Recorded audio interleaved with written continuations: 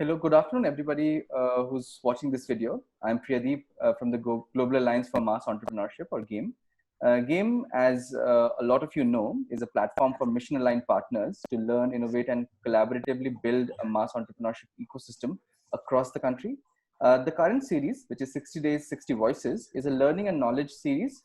And the idea is to speak with organizations, speak with our partners, on understanding how can we, together enable MSMEs to come back to life in the post-COVID world.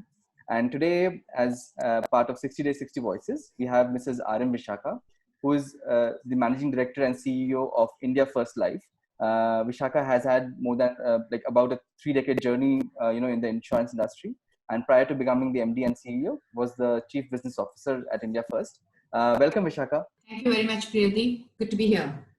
Thank you. So I'll just dive into the first question, and just wanted to understand from your point of view and perspective, what does the current situation look like, and what role do you see both social security at large as well as insurance play in case of self-employed as well as nano entrepreneurs? It's played a role, irrespective of the current challenges of COVID-19. Always that management tool which helps entrepreneurs get back on feet. People tend to downplay the role that insurance can really provide. One single look at event insurance where the Wimbledon is being cancelled, and I don't know if you have heard about this. The claim that is being paid is actually multiple times of the premium that is being paid over decades. Wow. And that's what insurance is about. It is not about have I got a claim this year or not. Having said which, for smaller companies, the need for insurance is that much more higher, and they are the ones who tend to not take insurance as much as what is required. Insurance is that tiny fixed expense that you pay regularly, so that in case there is any loss, and when I talk insurance, I'm talking across life, non-life, and health insurance. So in case there is any damage to life, health, temporary disablement, individual problems, or to the stock, to your shop, you can get the compensation back to restart, to hit restart immediately. And that is what I think the role of insurance is. But I will pause and see if there is something else you want me to cover. No, I think this is great, Vishak, and I just also want to understand, given the COVID crisis has hit small businesses hard. Do you think this perception of insurance is going to now evolve or change, and it is going to be seen as a bigger need moving forward? I think yes. Risk and the perception of risk is really got to be experienced in order to be appreciated. An academic understanding of risk is not necessarily right, which is why you will see older people being more careful because they have actually probably seen life enough to know what it is like to be careless. So if you take that same analogy, today's people are experiencing what risk is all about.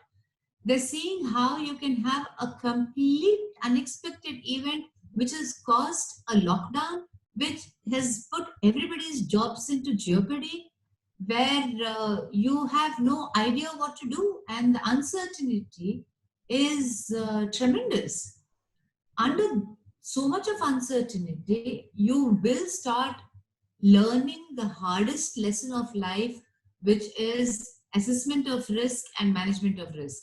And therefore, I do believe that this has been, COVID-19 has been a huge teacher of what risk management is all about. Absolutely. I think that's very well put. Coming to India First, India First is one of those organizations which has looked at micro insurance like really in depth, right? So both Khata and and there's another product that I know that you have. So from your point of view, what's the India First sort of strategy right now when you're looking at dealing with some of these self-employed folks as well as the nano entrepreneurs we're talking about? Yeah. one of the first things that we did is that we applied to the regulator and got a product approved to be able to offer a lump sum amount in case of diagnosis of COVID, and then a second lump sum in case of hospitalization or death. We are working with some of our partners. We've picked up one self-help group with whom we're working upon to see if we can offer it to all their members, because that population really is the most vulnerable today. Uh, that that is the first step we've taken. The amounts can vary anywhere from 10,000 rupees to 50,000 rupees in case of diagnosis and hospitalization. So that is one of our first covers. It is a nominal premium and it's collected on a monthly basis, and therefore it is an affordable cover, primarily meant to provide assistance to that segment which can ill afford any illness. So, I mean, I think that's a great first step, Vishakha. I think, and I think that it would have been like picked up fairly quickly, given the need that people would have had at this point of time. If we look at the next 12 to 18 months and a slightly long term duration, what more do you think do we need to do towards making ensuring that thinking of safety nets becomes a primary thought in people's mind, in the minds of a lot of people, especially like who are applicable for the micro insurance space, right? So any of the like livelihood folks, any of the self-employed, any of the nano entrepreneur folks. So what do we need to do? What does the entire industry need to do as a whole? And so that awareness increases, there is sort of more understanding, a better understanding of what insurance means, making sure that the misunderstandings are reduced. How do you see that journey evolving in the next year to 18 months? So, Pradeep, these are my personal views completely. I believe that we need to work towards multiple skill sets. I believe we need to be able to adapt. If you look at, for instance, if you just saw India First, when you adapt to provide a COVID cover on hospitalization very immediately. Let's go beyond insurance, and if you look at some of the deliveries, okay, some of the deliveries like your Zomatos or your Swiggy for that matter, or even your Boxade, they adapted so quickly to moving from delivery of food to delivery of groceries.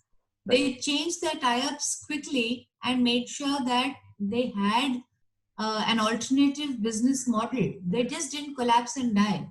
However, if you look at it from businesses like travel portals and hospitality, they haven't been able to make that switch to do something which is more relevant. I do believe hospitality could have, again, as I say, these are my very, very personal views. Absolutely. I do believe hospitality could have extended to very quickly say, okay, all those people who are returning from abroad, we are going to be opening our doors to make it a quarantine facility. And they could have just provided quarantine facilities to individuals, to travelers. They did not think new business models in as agile a manner. I'm sure there were constraints. I'm not saying there will be no constraints to businesses, but smaller businesses, I think, will also need that. The other day I heard about a farm. We have people working with us who have their own farms. Right. And when she came from the village, and she said, we're just letting our crops rot in the field. And I'm saying, why are you doing that? She says, because the cost of transporting it to the nearest vegetable market is more than the cost of letting it rot. Oh. And what saddens me is something as simple as, and she was talking about a tomato crop, as simple as you just need sun-dried tomatoes, right? There's so much demand for sun-dried tomatoes in the urban world. What can NGOs really do about thinking through, putting on their hat, their ability to Google solutions and provide those solutions to the last mile? What do they need? They need to dry them, and they need somebody who can market it, someone who can actually speak good English and get the right tie-ups with the consumers who need sun-dried tomatoes.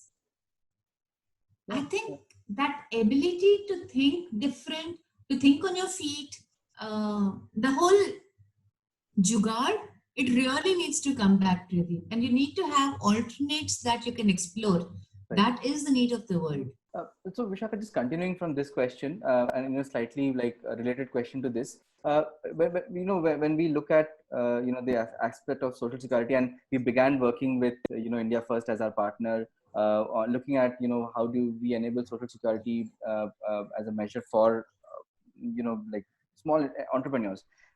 What kind of work do we need to do, right? And what kind of partnerships do we need to forge so that this work can take like shape properly? What is sort of your view on that? So I think the kind of work we need to do is multifold. Okay, we primarily tend to talk about only creating awareness, right, or creating financial products to be able to help people to save for their long term. We're talking about innovative products to help people to overcome their losses on account of risks. I think one of the big areas where we can contribute is in ideating, right, is in giving people alternatives, because they can't think of enough since they don't have enough exposure. True. So can organizations like ours, actually deal with multiple of these associations or these bodies to understand their challenges and provide alternative suggestions, which then they can implement. But can we provide those suggestions? Again, I'm a movie buff, so though I haven't had a chance to watch too many movies of late. Yeah, counterintuitive considering lockdown, but yeah, I just haven't been able to watch movies. And there's a beautiful movie which was made, I think it is called The Boy Who Made Wind. Right. And it talks about a real life story in interior Africa, where he made windmills to draw out water from a borewell, which changed the entire face of villages. How many villages today even have that capability to think along these lines and do something which is within their capability and change lives? I think that whole ideating, that leadership is what is required. I think that's absolutely very profound, and thank you for bringing that example out. I think it makes it a lot more real. This brings me to my last question, which is, what would your advice to entrepreneurs and self-employed people be at this point of time? What would you like to tell them? So I would like to tell them that they need to be able to plan wisely. There is an entire concept floating around which says liquidity. So please make sure that you keep your liquidity intact. These are times that you can ill afford to not have money. Very, very valid advice. Okay. Yeah. However, you need to see what is the utility of the money that you're keeping aside. What are you giving up in terms of benefits by not spending? And you need to have that evaluation on spend or save on a short-term, medium-term, and long-term impact on a necessity. If there is something that you need 6 months later for which you have to spend now, even if there are no immediate benefits, if that element that you require is critical to your business, then you will have to spend. Because if you don't spend now, when you actually catch up to that 6 months later, your whole business could get impacted adversely just because you did not make the spend at the right time. So my advice to people is to evaluate very carefully the spend or save decisions, to put their entire business plans together to see what is it that you need to reduce, where is it that you need to actually avoid, and where is it that you need to spend. And that has to be done on the basis of impact, which is low, medium, and high, and impact which is short term, medium term, long term, and impact which is existential, operational, or strategic. Right. I think that's really wonderful advice, because a lot of times people end up saying that, oh, save whatever money you can, but it's not about just saving, but it's primarily about optimizing as to how does that spend happen, right? Yes. So absolutely. And it is very different, Pradeep, for every business, and it's very different to every situation within that business. Right. You know, so it's very, very unique, very individual. So people will have to put on their thinking hats and maybe use some consultants whoever they can, which is where I believe that game can be, you know, a good sounding board for people to say, okay, this is my condition, this is my cash flow, this is my liquidity, these are all the spends that I have. Help me categorize, help me finalize. I think that's somewhere that we should be able to play a big role in. Absolutely. I think and one of that could be buying insurance, for that matter. Right. Yeah. And I think this is a good time for them to realize that this is actually beneficial in a long run. At the end of the day, you benefit at the end of the day, and it's not about that thinking about today. And I think this is where that vision comes into perspective. Yeah. Great. I think thank you so much, Vishakha. With that, I'm done with my questions. Of course, always fantastic to speak with you and India First, and look forward to working together and making sure that we are able to get like social security working for entrepreneurs in this country. So thank you so much. Thank you, Pradeep. It was a pleasure talking to you. And yes, we look forward to making a revolution happen in India. Thank you.